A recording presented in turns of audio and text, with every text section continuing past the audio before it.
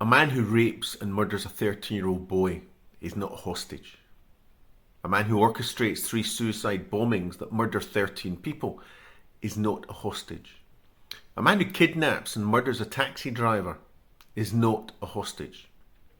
Men who hack 2 middle-aged women to death with a machete, where somehow one of the women miraculously survives despite 18 machete wounds and 30 broken bones. These animals are not hostages. They're killers, murderers, predators, terrorists with blood on their hands. Yet, as they covered the return of the Israeli hostages from Hamas dungeons and the release of these criminals, the international press presented the swap as moral equivalents, some even referring to the Palestinian prisoners as hostages. That's not journalism, that's propaganda. Disingenuous and morally depraved. Most Israeli hostages were civilians, dragged from their beds, from their homes, from a music festival amidst a frenzy of rape, mutilation and mass slaughter.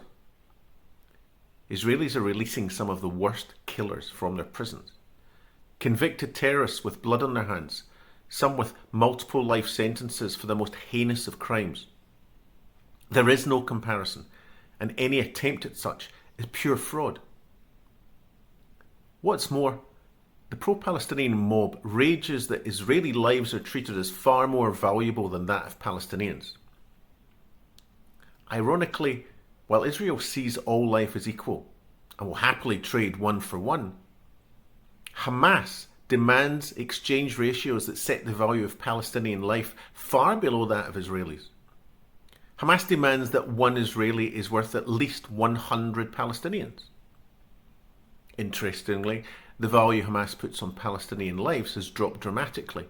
In 2011, in exchange for one Israeli soldier, Gilad Shalit, Hamas set the value of one Israeli life at more than 1,000 Palestinians. So who is it that treats the value of Palestinian lives as less, indeed far less than that of Israelis? This is just one more truth the media seeks to blur. Despite defeating Hamas militarily once again, Israel was prepared to pay a painful ransom, freeing convicted killers to bring its people home.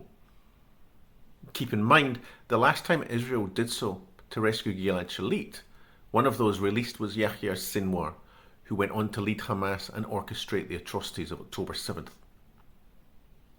Moral equivalence isn't balance, it's a lie that whitewashes terror, erases murder and betrays basic human decency.